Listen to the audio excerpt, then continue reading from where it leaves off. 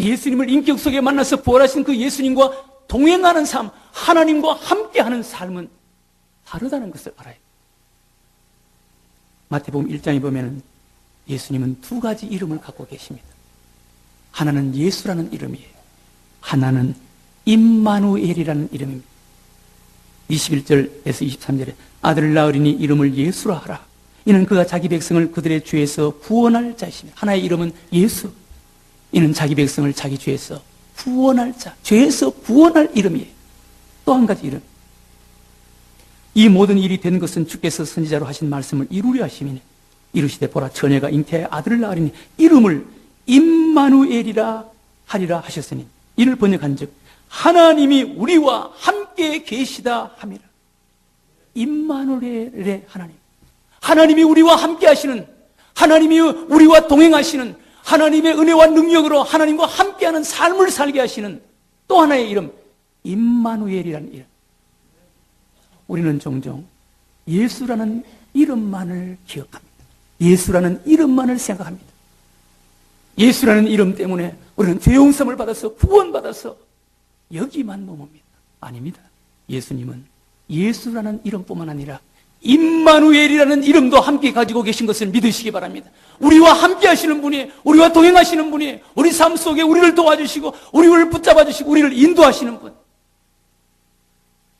우리는 부활하신 예수님을 만나서 임마누엘 되시는 그분과 함께하는 자가 되어야 하는 줄로 믿으시기 바랍니다.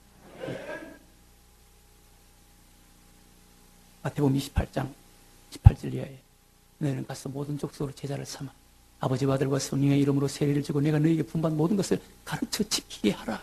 볼지어다 내가 세상 끝날까지 너희와 함께하는 자 임마누엘의 하나님이 되리라. 세상 끝날까지 너희와 항상 함께하리라. 마태복음 10장에 예수님께서 제자들을 세상으로 내보내시면서 전도 훈련을 시킵니다. 그때 예수님의 마음이 얼마나 안타까웠는지, 내가 너희를 보내미 양을 이리떼 가운데 보내는 것. 여러분, 양이 이리떼 가운데 가. 예수님의 마음이 얼마나 아프고 얼마나 안타까웠겠어요. 얼마나 힘들었겠어요. 무거웠겠어요. 만약 여러분들의 자녀 가운데 지금 저 북한에서 전쟁이 일어났다. 최전방에 지금 포탄이 쏟아지고 있는 그런 전쟁터. 여러분들의 자녀를 그 전쟁터에 보낸다. 부모의 마음이 얼마나 아프겠어요. 얼마나 고통스럽겠어요. 얼마나 괴롭겠어요. 예수님의 마음이 바로 그와 같은 마음이라는 거예요. 내가 너희를 보낸다. 그러나 내가 너희를 보낸다. 그러나 걱정하지 마. 그러나 염려하지 마라. 보혜사 성령님이 너희들과 함께 할 것이다. 내가 너희와 함께 할 것이다. 내가 너희를 지켜줄 것이다. 함께 할 것이다. 임마누엘의 하나님인 줄로 믿으시기 바랍니다. 또 오늘 제자들 영적인 눈이 뜨여졌다. 영적인 눈이 뜨여졌어. 예수님과 함께 했지만 그들은 영적인 눈이 뜨여지지 못해서 예수님을 보지 못하고 알지 못했습니다. 우리는 영적인 사람이에요. 우리는 영적인 공동체예요. 우리는 영적인 눈이 있는 자가 되어야 하는 줄로 믿으시기 바랍니다. 영안이 있어야 돼요. 열왕기하 6장에 보면 아람 나라가 이스라엘을 공격해 왔습니다. 아람 나라가 이스라엘을 공격해 와서 그 많은 숫자, 그 많은 무기를 가지고도 모든 것이 앞서 있고 모든 것이 힘이 있는데도 불구하고 전쟁에서 계속 지는.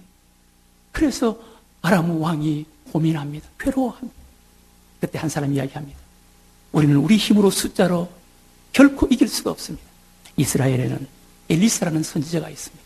그 엘리사라는 선지자, 그 엘리사 선지자는 왕이 침상에서 하는 이야기까지 다 듣습니다. 엘리사 선지자가 있는 한 우리는 결코 전쟁에서 이길 수가 없습니다. 아람 왕이 명령합니다. 그러면 엘리사 선지자를 잡아. 도단성에 있는 엘리사 선지자를 잡기 위해서 아람 모든 군대를 엘리사가 살고 있는 도단성을 에워싸게. 엘리사 선지자의 종이 아침에 일어나서 밖에 나오니 아람 군대가 엘리사가 살고 있는 도담성을 겹겹이 에워싸고 있는. 깜짝 놀라서 불안과 두려움과 공포에 사로잡혀서 안으로 뛰쳐들어갔어. 엘리사 선지자에게 네 주여 큰일 났습니다. 아람 군대가 우리를 겹겹이 에워싸고 있습니다. 그때 엘리사 선지자는 태연자에게 걱정하지 마. 저들보다 하나님의 군대가 더 많다. 엘리사의 종이 아니 그런 사람이 어디 있습니까? 그때 엘리사 선지자가 그에게 안수해서 영의 눈을 뜨게 해서 하나님의 군대를 보게 합니다. 사랑하는 교회 여러분, 우리는 이런 영적인 눈이 뜨여져야 하는 줄로 믿으시기 바랍니다. 이런 영안이 있어야 돼요. 그래서 우리는 담대하고 확신 있게 세상을 사는 자가 되어야 하는 것입니다. 마지막으로 우리는 마음이 뜨거워져야 된다는 것입니다. 지금 엠마로 내려가는 두 제자, 마음이 뜨거워졌다. 언제 마음이 뜨거워졌습니까? 말씀을 풀어주실 때 우리 마음이 뜨겁지 아니하더냐. 예수님께서 그들에게 말씀을 풀어주셨다. 말씀을 듣게 했다. 말씀을 이야기했다. 말씀을 깨닫게 했다. 지금 예수님께서 말씀을 풀어주신 목적이 부활하신 자기 자신을 확신하고 믿게 하기 위해서 부활하신 예수님을 알지 못하고 믿지 못하고 내려가는 그 제자들에게 부활을 확신시키고 부활을 믿게 하기 위한 예수님의 방법인데, 여러분 우리가 생각하기에 부활을 확신시키고 부활을 증명하고 부활을 믿게 하는데 가장 좋은 방법이 뭐겠습니까?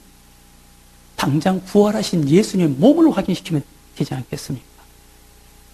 너희들 눈으로 봐라. 나를 봐라. 내 손을 만져봐라. 내 옆구리를 봐라. 내가 부활하지 않았느냐. 이것이 가장 분명하고 가장 정확한 부활을 증명하는 증거가 아니겠습니까? 그러나 예수님은 부활한 자기 몸을 가지고 부활을 증명하지 않습니다. 무엇을 가지고? 하나님의 말씀을 가지고 증명하는, 하나님의 말씀을. 우리 눈앞에 나타나는 그 어떤 현상보다, 눈에 보이는 어떤 것보다 더 확실하고 더 분명한 증거는 하나님의 말씀이라는 것입니다. 여러분 믿습니까? 당장 내 눈에 보이더라도, 내가 만져진다 하더라도 그것보다 더 분명하고 확실한 것은 하나님의 말씀인 것입니다.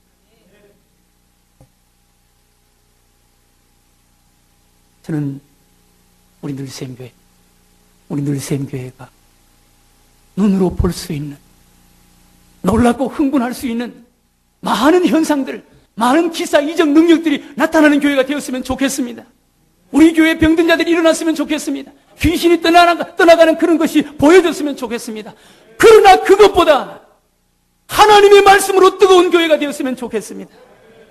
하나님의 말씀으로 뜨거워야 되는 거예요. 하나님의 말씀으로 뜨거워질 때 그 뜨거움이 우리를 바꿀 수가 있는 것입니다. 우리를 변화시킬 수가 있는 것입니다. 우리의 발걸음을 바꿀 수가 있는 것입니다. 예수님께서는 부활하신 자기 몸을 가지고 증명하지 않고 확인시키지 않고 하나님의 말씀으로 부활을 증명하는, 확인시키는 것입니다. 그러자 그들의 마음이 뜨거워졌습니다. 그 뜨거움이 절망스러운 발걸음을 희망의 발걸음으로 예루살렘으로 돌이키도록 만들어 주신 것입니다.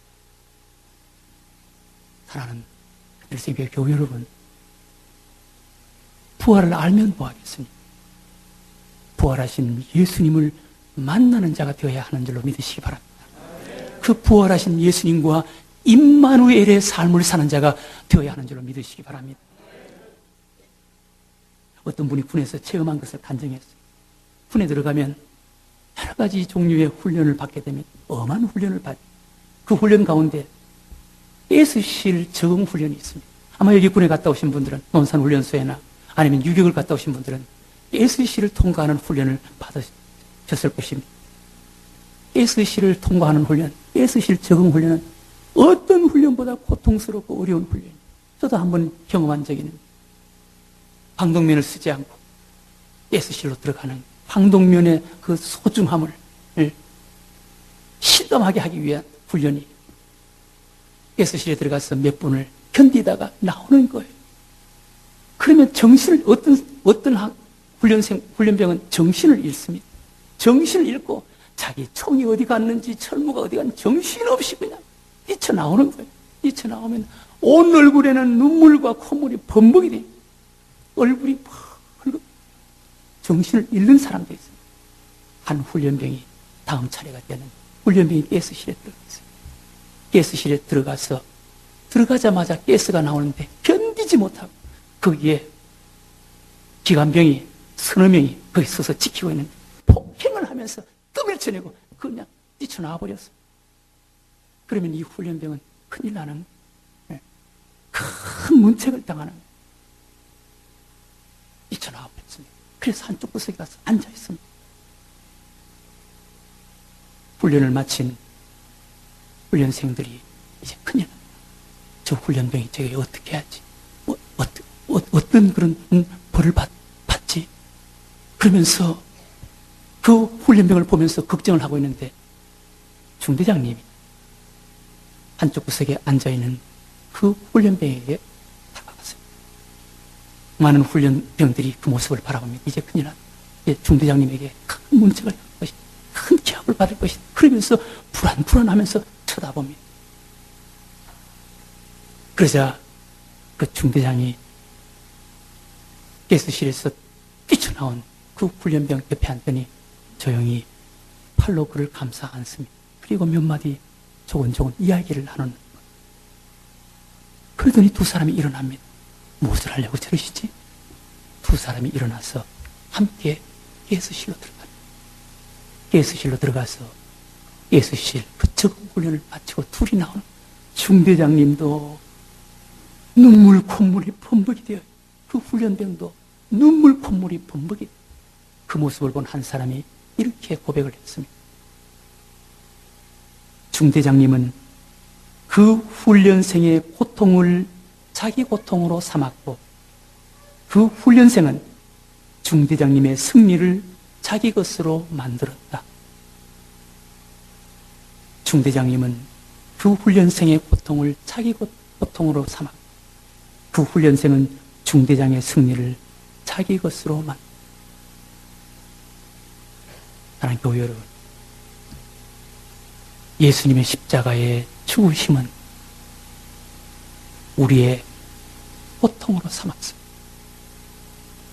예수님의 부활의 승리는 우리의 승리를 우리 것으로, 예수님의 승리를 우리 것으로 만들어주신 것입니다.